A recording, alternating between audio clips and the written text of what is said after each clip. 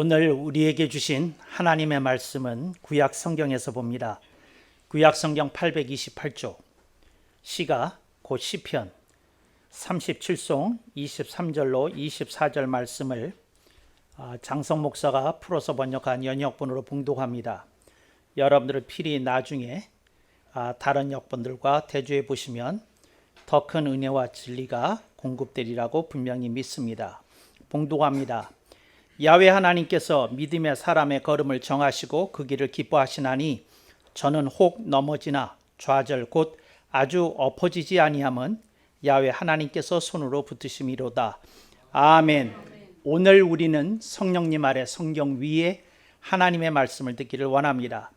오늘 여러분들이 주목하실 설교 제목은 좌절을 어떻게 하나입니다. 오늘 설교에 대해서 얽혀있는 사연이 있습니다. 제가 한동안 그리고 아직도 헤어나지 못하고 있는 일들이 있습니다. 그게 뭐냐면 전세 사기를 당한 사람들의 그 피눈물을 생각하면서 특별히 젊은 사람들이 겪는 이들이 많다고 하는데 그걸 생각할 때 가슴이 먹먹해지고 눈시울이 뜨거워지고 그리고 가슴이 무척 아파오는 것을 체험하고 있었습니다. 그러면서 제가 그들에게 절대 일어나지 않기를 바라는 한 상황에 대해서 제가 마음에 담아두게 되었습니다. 그게 뭐냐면 좌절이라는 개념이었습니다. 그래서 여러분들이 이 좌절에 대해서 어떻게 생각하는지 모르겠습니다. 좌절을 토박이 말로 꺽질러짐이라고 부릅니다. 그러니까 꺽질러졌다는 건 뭐냐면 나무에서 줄기가 있고 가지가 뻗어 나오는데 그 가지가 꺾였다는 겁니다. 가지가 꺾였다는 건 무슨 말입니까? 생명의 수완이 다 됐다는 겁니다. 이제 더 이상 그 가지에서 꽃 볼 일 없다는 겁니다. 그 가지에서 더 이상 열매 볼 일 없다는 겁니다. 이게 좌절의 의미입니다. 그 전세 사기를 당한 사람들이 좌절을 하지 말아야 될 텐데 근데 그런 상황 속에서 그들의 전 재산이라고 할 수 있는 전세 보증금이 하루아침에 날아가고 집이 경매로 넘어가고 길바닥으로 내어 쫓기는 그런 상황에 처해 있는 사람들의 처지와 그 공경을 생각해 보니 좌절이 안 일어날래야 안 일어날 수 없는 상황이 아닌가 하는 생각이 들었습니다. 그래서 제가 이런 비슷한 경험이 오래전에 있었어요. 그래서 이 좌절에 대해서 그러니까 사람들이 극도로 힘들어하는 어떤 그 절망적인 상황 같은데 부딪힐 때에 그들의 상황 속에서 그들이 좌절되면 정말 인생이 비극적인 결말을 맞이하게 되는 것을 제가 봤어요. 그래서 제가 성경을 다시 한번 그때 미국에 있을 때인데 이렇게 들여다봤습니다. 이제 들여다보면서 제가 찾았던 단어가 뭐였느냐면 좌절이라는 단어였습니다. 그런데 영어 성경이든 한글 성경이든 간에 좌절이라는 단어가 나오지 않는 거예요. 그래서 제가 이렇게 생각했어요. 그 좌절을 가지고 설교를 하려고 그러면 좌절이라는 단어를 빼놓고 좌절을 겪었던 사람들의 이야기 혹은 좌절을 극복했던 사람들의 이야기를 찾아서 설교를 해야 되나 하는데 기도하는데 그 속에서 이렇게 어떤 내면의 소리가 들렸어요. 성경에 좌절이 있다 하는 거예요. 그래서 제가 어구사전을 다시 들여다봤는데 없는 거예요. 좌절이라는 단어가. 근데 분명히 있다고 그런 어떤 내면의 소리를 들었는데 그랬어요. 그래서 제가 이걸 놓고 기도를 하는데 성령님이 성경을 다시 한번 읽어라. 그래서 제가 성경을 창세기부터 시작해서 하나 읽어가기 시작했어요. 그러니까 좌절이라는 단어는 혹시 안 나오는지 모르겠지만 좌절과 비슷한 어떤 단어가 나오는 것이 있을까 하고 이제 창세기 1장 1절서부터 시작해서 쭉 읽어 나가는데 그 시가 37송 24절에서 그 단어를 찾은 거예요. 이 단어 하나 찾았을 때 제가 정말 세상을 다 얻은 듯한 큰 기쁨에 복받쳤어요. 근데 그거보다도 제가 너무 감사했던 건 성경 다 읽지 않아도 되는구나. 이제 여기서 끝났구나. 너무 감사하다. 그런 안도감이 저한테 있었습니다. 거기 나왔던 단어가 뭐냐면 아주 엎어짐이라는 단어입니다. 이걸 이제 한글 개역에서는 아주 엎드려짐 그랬는데, 엎드려지는 것은 이제 운동할 때도 엎드려지니까 엎어짐이라고 번역하는 게 맞습니다. 그래서 그렇지, 아주 엎어짐이 좌절이지. 이 단어가 여기 있었네. 분명히 있었기에 그렇게 말씀하셨구나.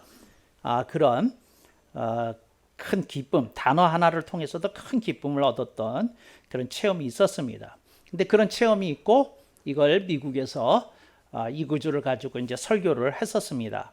그때는 연이역을 이렇게 만들지는 않을 때인데 그냥 이런 뜻이다 하면서 설교를 했던 적이 있습니다. 사모님도 그 설교를 들었는데 혹시 기억하시는지 모르겠습니다. 그런데 제가 다시 세월이 30년이 훌쩍 넘은 이후에 그 전세 사기를 당한 사람들의 아픔을 생각하면서 이 구절을 다시 떠올리고 오늘 설교하게 된 겁니다. 그러니까 그 아픔, 그리고 고통, 시련, 이런 여러 가지 것들이 인생에서, 이걸 우리는 인생의 비바람이라고 부르는데 이것들이 찾아올 때가 있습니다. 근데 왜 이런 일을 하나님이 허락하시느냐? 이건 굉장히 중요한 신학적인 질문인데, 하여튼 그런 의문을 우리가 품을 때도 있습니다. 또 때로는 우리들이 하나님이 원망스럽기조차 할 수도 있습니다. 그리고 우리들이 신앙이 갖는 가치의 의미를 잃어버릴 수도 있습니다.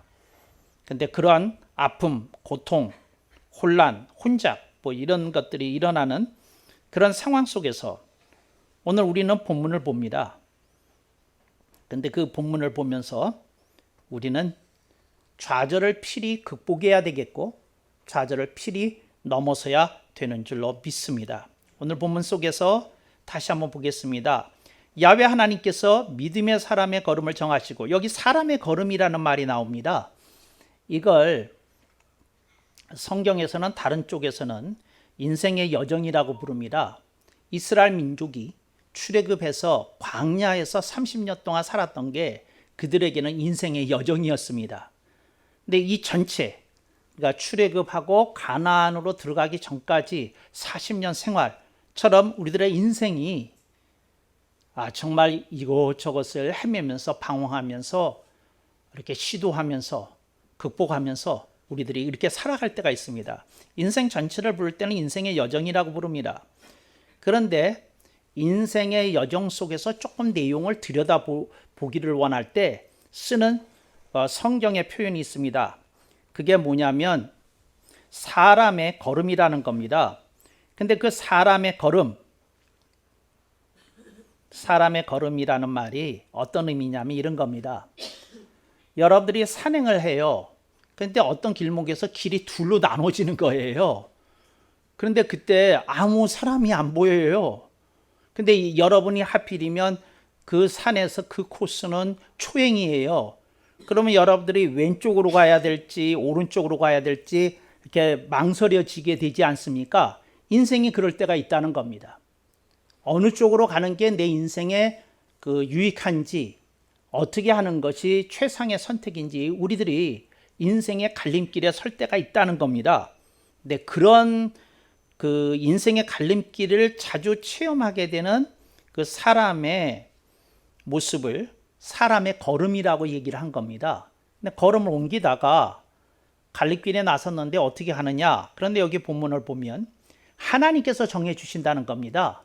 그러니까 하나님께 우리들이 그 길목에서 물어본다는 겁니다. 하나님, 우리가 왼쪽 길로 가야 됩니까? 오른쪽 길로 가야 됩니까? 이렇게 물어본다는 겁니다.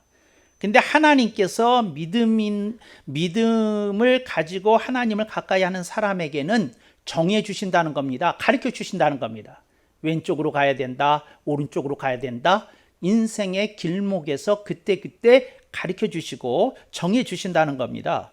그래서 여러분, 우리가 믿음을 가지고 산다는 것은 때로는 우리들이 인생이 복잡해서 우리들이 쉽게 그것을 분별하기가 어렵지만 하나님의 말씀은 분명하게 선명하게 우리에게 가르쳐 주신다는 겁니다. 성경에 답이 있다는 겁니다. 우리가 가야 될 코스가 따로 있다는 겁니다. 그래서 야훼 하나님께서 믿음의 사람들이 물어보면 저들이 하나님의 말씀을 상고하면 그들이 가야 될 길을 하나님께서 정해 주신다, 그 뜻입니다. 그리고 그 길을 그 사람이 갈 때에 하나님께서 굉장히 기특하게 여기시고 그리고 그들에게 기댈 것이고 기뻐하신다는 겁니다.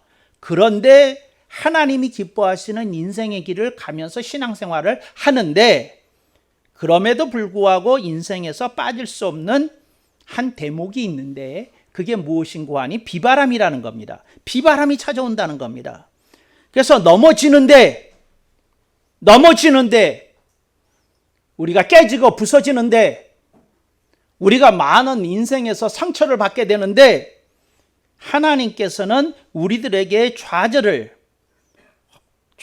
허락하시지 아니하시고 다시 붙들으셔서 일으켜 세워주신다는 겁니다. 이게 오늘 본문의 의미입니다. 그러니까 우리들이 넘어지는 것까지는 막지 않아 주시는데 그 사람이 믿음을 가지고 사는 사람이라면 하나님께서 붙들어 주신다, 이렇게 세워주신다, 그런 얘기입니다. 그러니까 이 말이 굉장히 의미 있는 겁니다. 근데 여러분은 이 말씀 들으면 아멘이 되잖아요. 근데 저는 조금 까다로운 사람이잖아요. 저 개인에게 어떤 어려운 문제가 생겼을 때 제가 하나님께 그랬어요. 하나님, 이거 어떻게 하신다는 겁니까? 왜냐하면 우리가 목동에 살 때 전세 사기를 당한 일이 있어요. 그래가지고 하루아침에 그 목돈이 왕창 다 나간 일이 있었는데, 근데 그때 그 전세 사기를 했던 사람이 집주인이에요. 근데 집주인이 그렇게 한 거예요. 자기 사업을 하다가 사업을 날려먹었는데 그걸 이렇게 이제 집을 통해서 장난을 쳐가지고 이제 그 세입자에게 피해를 고스란히 안겨다 주는 것이거든요.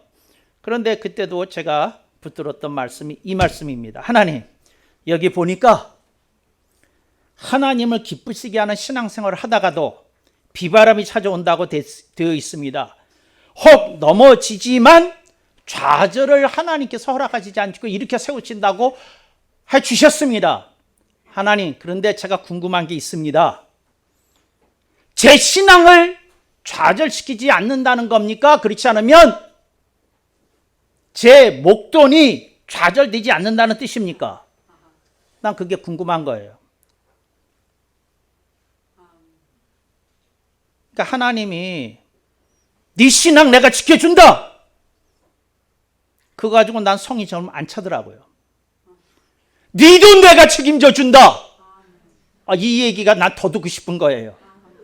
여러분 워낙 거룩하신 분들이라 이런 성경 보면 거룩하게 해석이 되는데 나는 목사인데도 그렇게 해석이 안 돼요. 그래서 하나님, 우리 어디로 갑니까? 돈 없습니다. 이거 어쩌란 겁니까? 하나님께 매어 달렸다는 거죠. 그래서 저는 지금 관심이 어디에 가 있습니까? 현실에 가 있고, 어디에 가 있습니까? 전세 보증금에 가 있고, 또 어디에 가 있습니까? 하나님이 우리가 걸었던 전세 보증금, 예를 들어서 6천만 원이라면 6천만 원 전액을 하나님께서 보존해 주신다는 건지 3천만 원을 보존해 주신다는 건지, 알몸으로 나와라, 그렇지만 굶어 죽이지는 않겠다, 그러신 건지, 이게 더 궁금했어요. 여러분이 성경을 읽을 때 너무 거룩하게만 읽으시면 안 되고 조금 현실적으로 들여다보면서도 읽어야 됩니다. 여러분, 좌절에 임하는 사람들이 있잖아요.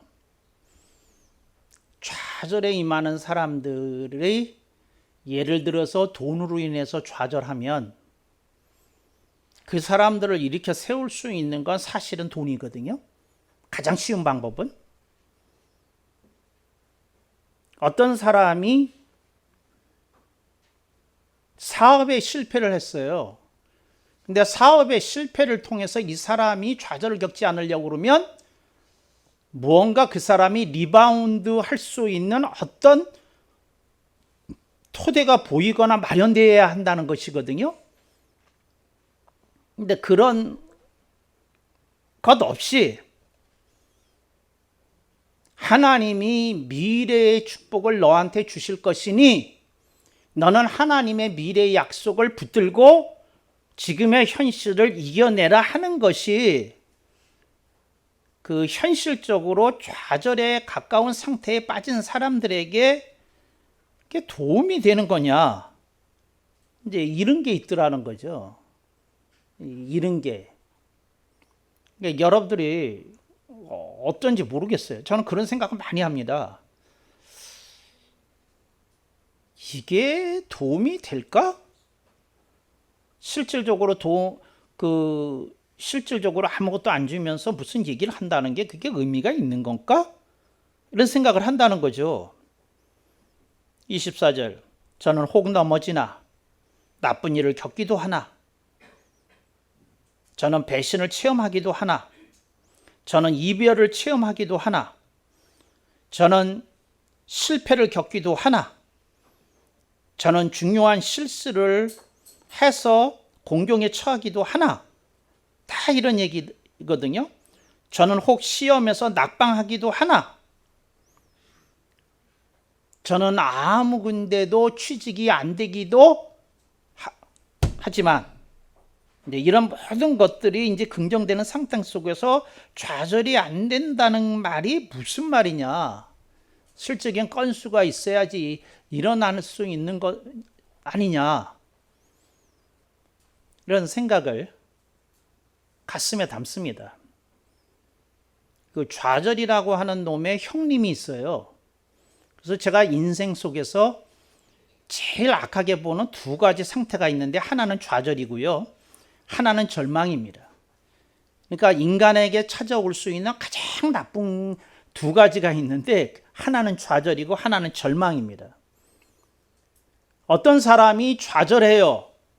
근데 좌절에서 멈추지 않는다는 게 문제가 있어요. 절망으로 갑니다. 근데 절망으로 가면 옵션이 딱 한 가지만 남아요. 자살만 남습니다. 절망으로 가면.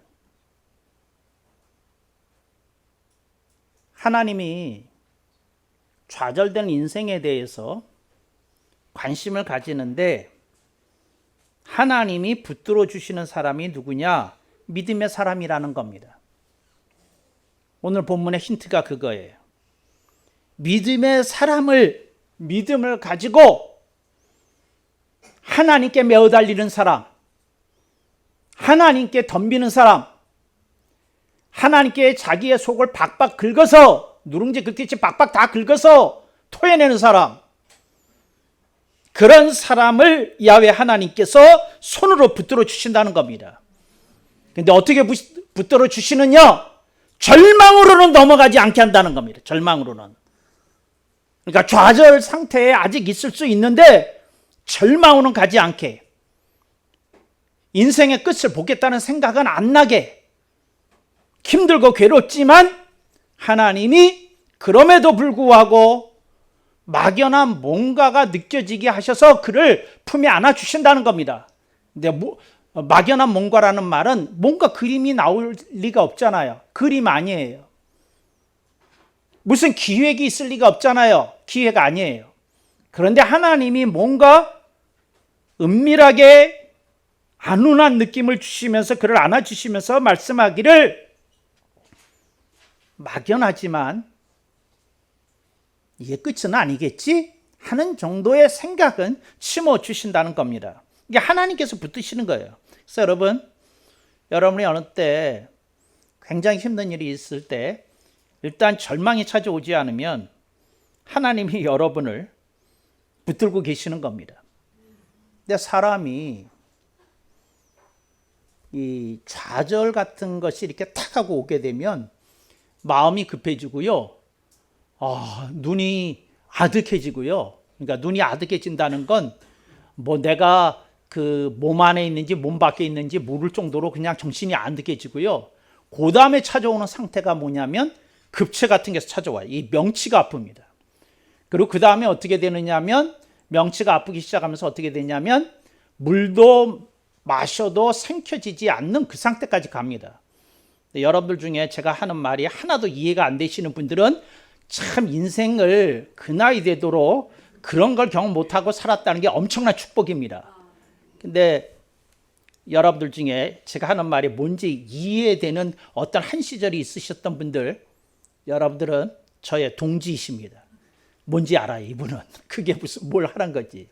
근데 저는 여러분들 중에 그런 체험을 안 한 이들이 그런 일 가능하면 주님의 보호하심 속에서 체험 안 하실 수 있기를 축원합니다.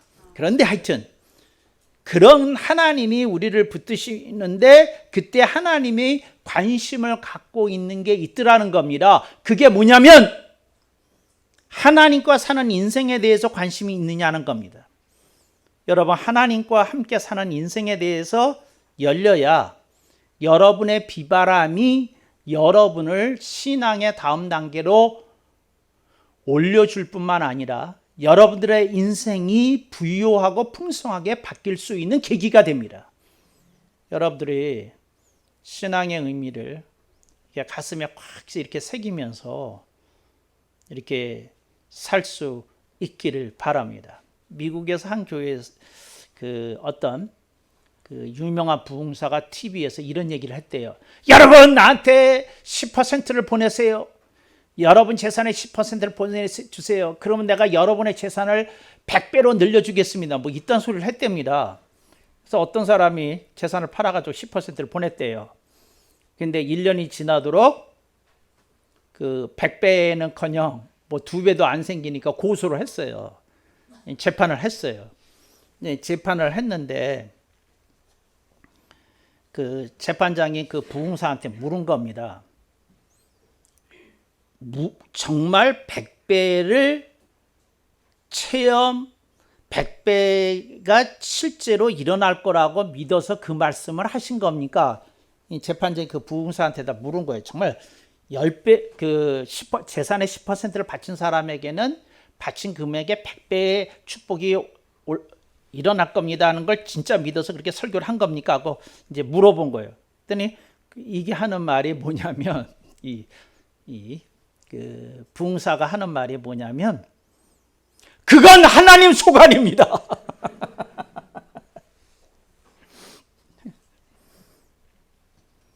그래서 그 재판장이 어떻게 판결을 내렸느냐면 첫 번째는 2번 다시 한 번만 더 이런 일로 인해서 고소가 일어나면 당신을 민사가 아니라 형사 처벌 하겠습니다. 이제 그 얘기를 하고 두 번째로 어떻게를 했느냐면 벌금을 줬어요. 벌금을 상당한 돈을 때렸는데 벌금을 때리면서 하는 말이 이렇게 얘기를 하더라는 거죠. 책임지지 않은 말을 쉽게 하는 당신과 같은 사람들 때문에 교회가 얼마나 피해를 입는지 아느냐고 그랬다는 거예요. 여러분, 오늘 우리들이 하나님 말씀을 들을 때 우리가 조금 이렇게 깊게 그리고 의미 깊게 이렇게 봐야 됩니다. 이게 무슨 말이냐면 오늘 본문에서 사람의 걸음이라고 말했을 때 믿음의 사람의 걸음이라고 제가 가로 처리하면서 번역했지 않습니까? 그게 뭐냐면 안 믿는 사람의 걸음을 하나님이 정해 주시지 않는다는 겁니다. 믿는 사람의 걸음을 정해 주시는데 하나님께서 그 믿는 사람이 인생에서 비반을 맞이하게 될 때 하나님이 가장 관심을 갖는 관심사가 있다는 겁니다. 그 하나님의 관심사는 뭐냐면 그럼에도 불구하고 믿음을 붙드는 사람으로 남는지 그걸 보겠다는 겁니다. 그럼에도 불구하고 믿음의 사람으로 남을 것인지. 두 번째, 하나님이 보시는 게 있습니다. 그럼에도 불구하고 기도하는 사람으로 남을 것인지 보시겠다는 겁니다. 믿음의 사람으로 남아야 됩니다. 기도의 사람으로 남아야 됩니다. 그럼에도 불구하고 하나님의 말씀을 가지고 싸우는 사람으로 남을 것인지 하나님께서 보시겠다는 겁니다. 하나님이 여러분들의 인생에 비바람이 처했을 때 하나님 말씀합니다. 얘야, 네가 믿음으로 이겨내겠느냐? 기도로 이겨내겠느냐? 말씀으로 이겨내겠느냐? 하나님이 이걸 보시기를 원하신다는 겁니다. 여러분들이 이 세 가지에 대해서, 이 세 가지가 사실은 통해서 하나인데 우리가 믿음으로 이겨야 됩니다. 기도로 이겨야 됩니다. 그리고 말씀으로 이겨야 됩니다. 그럴 때 그 좌절이 좌절들이라고 믿습니다. 여러분, 여러분의 삶 속에 어떤 좌절이 찾아왔어요. 그때 저는 이렇게 생각합니다. 여러분을 좌절시킨 그 상태가 한동안 여러분을 끌고 다닐 겁니다. 그러나 그 좌절을 하나님께 맡긴 사람은 조금씩 그 사람에게 씌워졌던 인생의 좌절이라는 굴레가 부서지는 것을 체험하리라고 저는 분명히 믿습니다. 여러분들이 그 좌절이라는 굴레 속에 여러분들이 오래 머물지 마세요. 아, 이게 하나님의 손에 의해서 이게 벗어날 수 있는 거구나. 이게 되는 거구나. 그 하나님께서 해주시는 거구나. 이걸 여러분들이 가슴에 이렇게 팍 하고 새겨 주실 수 있기를 바랍니다. 그러지 않으면 여러분들이 여러분 생각 속에 잠기게 되고 여러분의 현실 속에 여러분들이 함몰되고 맙니다. 푹 빠져서 헤어나지 못하는 그런 어떤 것들이 있게 되더라 하는 사실을 여러분들이 기억해 줬으면 좋겠습니다. 어떤 분이 이혼을 하게 됐어요. 근데 이혼을 하시는 분이 사모님이에요. 근데 그 사모님이 이제 이혼을 하게 됐는데 그 목사님이 굉장히 괴로운 거예요. 그래서 목사님이 이렇게 기도를 했답니다. 참 재밌는 건데, 하나님 아버지, 제가 목사인데 이혼이라는 게 찾아오면 제가 목회 그만두라는 얘기가 아닙니까? 미국 남침내 교회에는 전통이 하나가 있는데 목사가 이혼을 하게 되면 사임을 해야 됩니다. 이혼을 하게 되면. 그러니까 무슨 이유든 간에 이혼을 하게 되면 사임을 해야 돼요. 그래서 이분이 사임을 한 상태에서, 이혼이 끝난 상태에서 청빙하는 교회가 있으면 그건 별개의 문제지만 현직에 있을 때 그렇게 하면 이제 일단 내려와야 됩니다. 그 담임 목사직에서 내려와야 됩니다.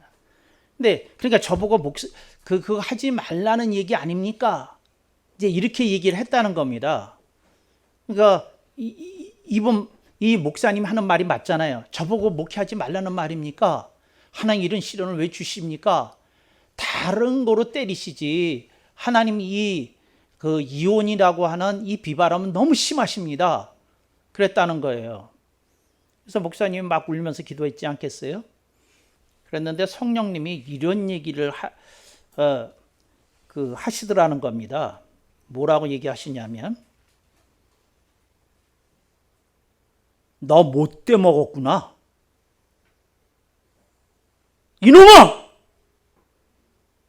네 아내는 너보다 더 힘들다. 너는 어떻게 네가 힘든 것만 붙들고 사냐? 이랬다는 거예요. 여러분은 전혀 감동이 없네. 목사님 편이라. 근데 목사님이 큰 깨달음이 왔어요.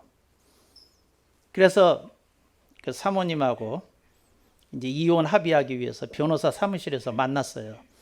그러면 왜 변호사 사무실 가면 그런 거 있잖아요. 롱 테이블이 있고 그 양쪽에 변호사 이렇게 마주하고 앉아 있고, 이제 남편 앞에 아내 있고, 또 아내 옆에 변호사 있고, 그 남편 옆에 변호사 있고, 그러면 이제 변호사들이 눈짓하고 둘이 마지막으로 합의를 보세요. 아니면 이제 우리가 법적 다툼을 해야 됩니다. 그리고 신어주고 이제 둘이만 남은 상태예요. 근데 그때 목사님이 이런 얘기를 했다는 거예요. 여보, 내게 이런 일이 있었어. 내가 나쁜 놈이요. 내가 힘든 것만 알았지 당신이 힘들 수 있다는 것은 내가 충분히 느끼지 못했어. 그러니 내가 당신에게 정말 그 사죄를 드리고 용서를 빌고 싶소. 그리고 가능하면 내가 양보할 수 있는 선에서 우리들이 좋은 마음으로 헤어질 수 있기를 바라오. 그렇게 얘기를 했다는 거예요. 저는 그 얘기를 들으면서 이런 생각을 해요. 좌절하는 사람들한테 제가 하는 얘기입니다. 당신만 힘들어! 당신 옆에 있는 사람도 힘들겠지. 당신이 결혼한 사람이라면. 당신만 힘들어! 당신 자녀도 힘들겠지. 당신에게 자녀가 있다면. 당신만 힘들어! 그런 당신을 보는 당신의 부모도 힘들겠지. 여러분, 좌절한 사람들이 빠질 수 있는 가장 나쁜 구멍이 뭐냐면 자기라는 구멍이에요. 자기라는 구멍. 자기만 힘든 것처럼 생각한다는 거예요. 자기만 힘든 것처럼. 하나님이 붙들어 주시는 것은 무슨 의미인고 하니 얘야, 너만 힘든 게 아니란다. 이 상황을 같이 겪는 이들이 다 같이 힘들다.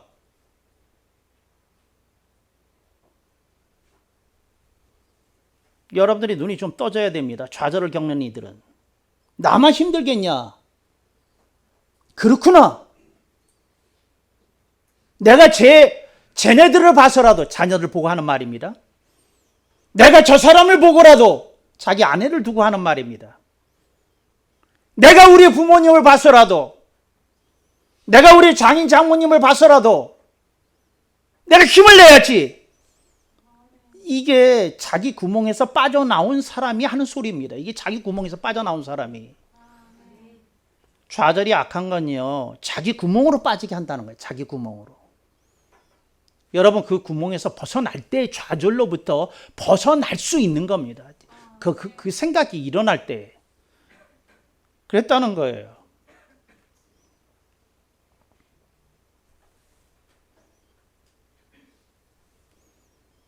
그랬더니 다시 변호사 사무실로 와서 그 사모님이 이러더라는 거예요. 우리 조건부 화해조소를 만듭시다. 화해조소라는 건 뭐냐면 재판장의 판결과 같은 효력을 갖는 합의문서를 양쪽 변호인이 입회한 가운데 작성하는 걸 말합니다. 이게 판결문 같은 효과를 말했는데 내가 원하는 조건대로 쓰는 걸 허락하면 그걸 하겠다고, 재판 안 하고. 하시오. 그랬더니 남편이 허락을 하니까 두 변호사 앞에서 이제 그 사모가 조건을 불러주는 겁니다. 1. 오늘 말한 정신을 잊지 않는다는 전제하에 이혼은 연기한다. 오늘 그 정신이 살아있으면 이혼 안 한다.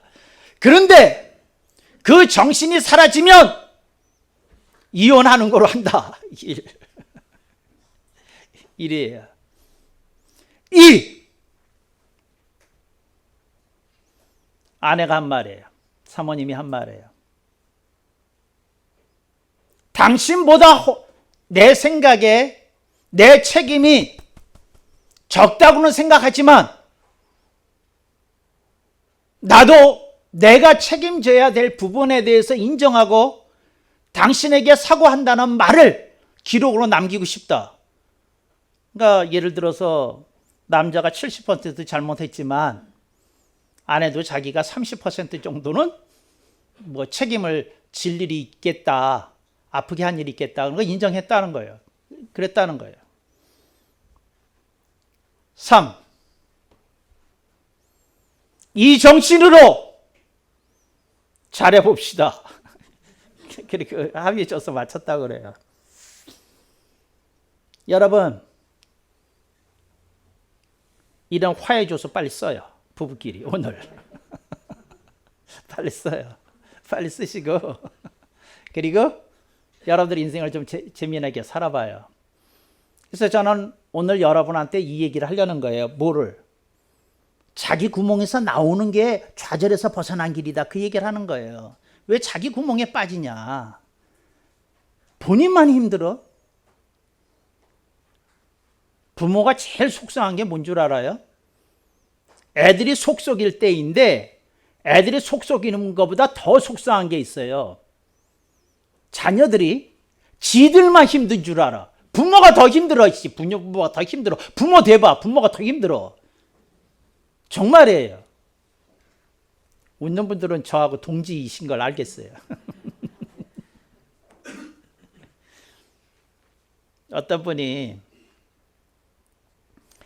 강아지가 속을 썩이기 시작했다는 거예요. 강아지가 속 썩이는 거 아세요?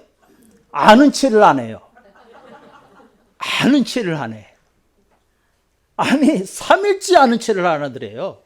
그게 뭐냐면 무릎에 오라고 해도 안 오고, 그리고 뭐 이렇게 이제 출근했다가 집에 들어올 때도 쫙 하고 현관까지 와야 되는데 쫙 멀리 떨어져서 그렇게 쳐다보기만 하고 달려들지도 않고, 이러기를 3일째 하는 거예요.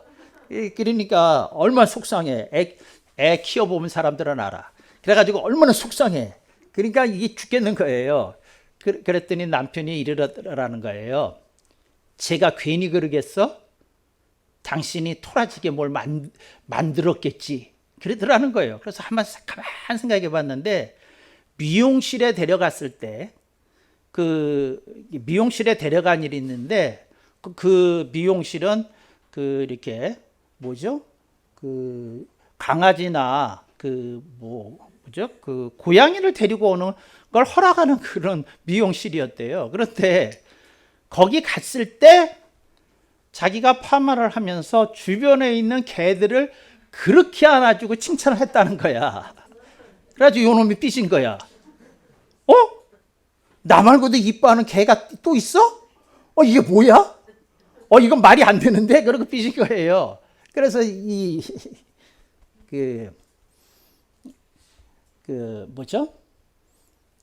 엄마가 강아지한테 가서 그 얘기를 했대요. 잘못했다고. 그런데도 인사를 또 3일 동안 안 하더래. 그랬더니 남편이 이러더라는 거예요. 그거 가지고 되겠어? 실제로 보여줘야지. 그러면서 남편이 가르쳐 줬어요. 그래서 다시 미용실로 갔어. 그래가지고는 얘 이름이 뽀삐였다는데, 뽀삐야 그러고는 다른 강아지나 개한테 눈길 한 번 안 주고 계속 안고 있고 이뻐해주고 뽀뽀해주고 그랬대요. 그 다음부터 이 강아지 병이 난 거야. 저는 무슨 얘기를 지금 하려고 하는 거냐면, 하나님이 여러분이 힘들면 하나님의 애가 달아. 여러분 강아지가 속 썩일 때 누가 애가 달아? 여러분이 애가 달아. 여러분이 힘들 때 누가 힘들게 해서 하나님이 더 힘들어. 하나님이. 여러분 그 생각을 안 하는 거예요. 하나님이 더 애가 달아. 내 사랑하는 제가 이렇게 저렇게 힘드냐. 그러니까 애가 다신다고요. 그걸 좀 깨달아요. 좀 깨달아. 하나님 그만 애달게 하시고 하나님께 뽀뽀해드리고 정상적인 하나님과 관계를 회복하시기를 주님의 이름으로 축복합니다. 아멘. 억만 번.